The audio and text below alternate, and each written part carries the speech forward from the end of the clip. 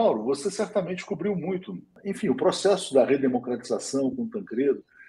E aqui no 247, tanto a Tereza Cruvinel quanto o Joaquim de Carvalho vem dizendo isso há muito tempo, que o Gaspari colocou nessa semana, né, que essa candidatura Lula pode acabar se convertendo num projeto de salvação nacional. Né?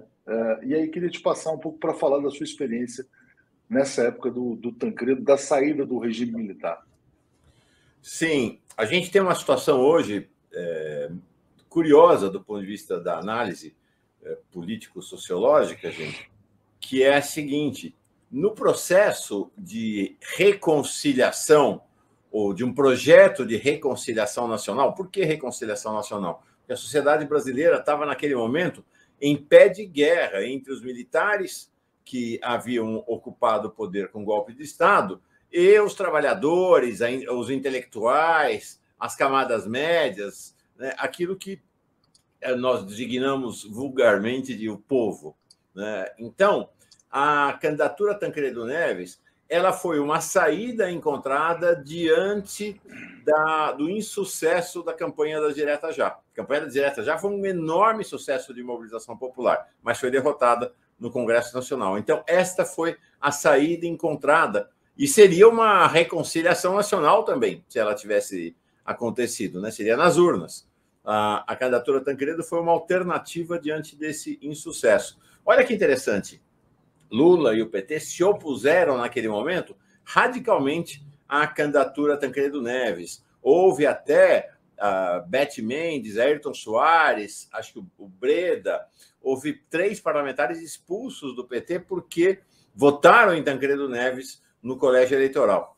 A vida é interessante, né? Porque aí, ao longo do caminho, ao longo dos anos, o PT foi refazendo a sua história e já apresentou um projeto de reconstrução e de reconciliação nacional na candidatura Lula de 2022.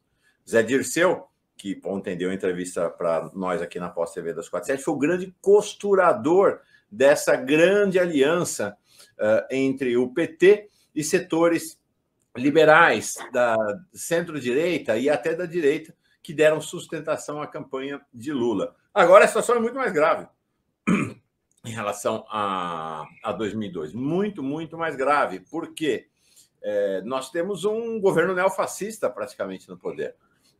Nós temos um governo que opera contra a democracia, que opera contra as liberdades e sequer implementa um programa neoliberal clássico.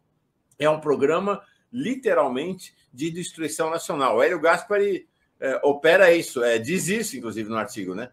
Para quem pensava que o principal figura do governo Bolsonaro seria Paulo Guedes e suas reformas liberais, hoje, o que é o governo?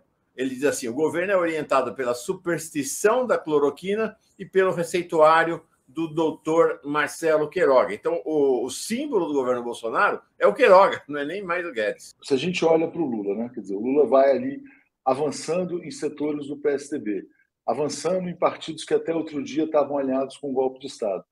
Ontem, tem um artigo muito importante de um general, que é o Rego Barros, que foi porta-voz do Bolsonaro, em que ele fala assim, olha, os militares, os generais não são culpados pelos erros do Bolsonaro.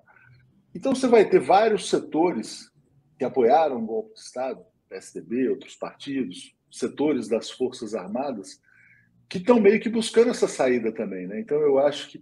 Agora, a questão é se vão aceitar, principalmente no caso das Forças Armadas, né, que essa saída seja a escolha popular que tende a ser o Lula. Né?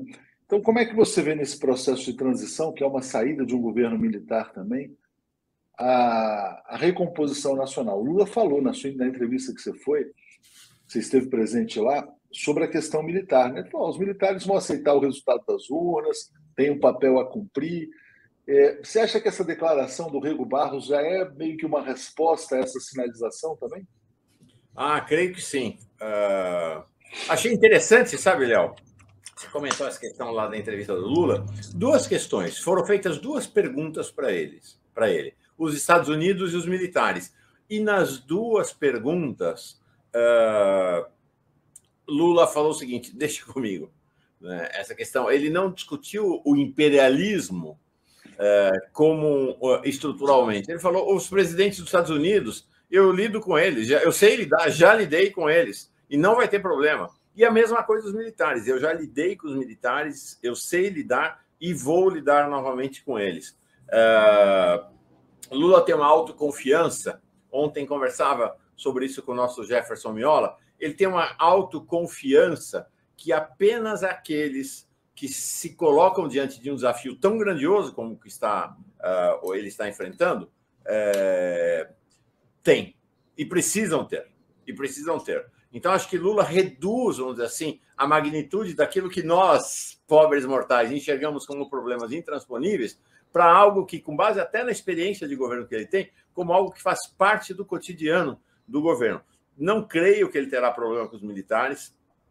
De fato, esse artigo do Gaspari sinaliza algo que a gente vem falando, que há um processo de isolamento do Bolsonaro e a inviabilização da terceira via está fazendo com que todo o centro-direita e mesmo setores da direita tradicional caminhem na direção de Lula. É o que está acontecendo no momento.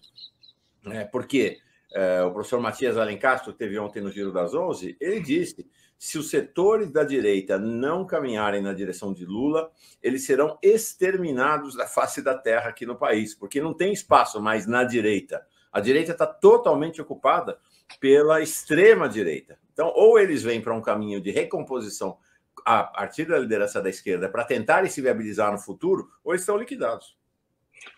Muito interessante, porque, de fato, o Bolsonaro ele criou uma nova direita no Brasil, uma nova direita engajada, violenta, até de espírito revolucionário, né, muito influenciada pelo próprio Olavo de Carvalho, e comeu, né, essa centro-direita brasileira que recorreu aos fascistas. Né? O professor Matias Alencastro observou ontem, muito interessante, que ele falou, esqueçam, a liderança da oposição ao governo Lula não vai ser do Aécio, não vai ser do Fernando Henrique, não vai ser do Ciro Nogueira, não vai ser dessas personagens. A liderança da oposição ao governo Lula vai ser de Bolsonaro e Moro.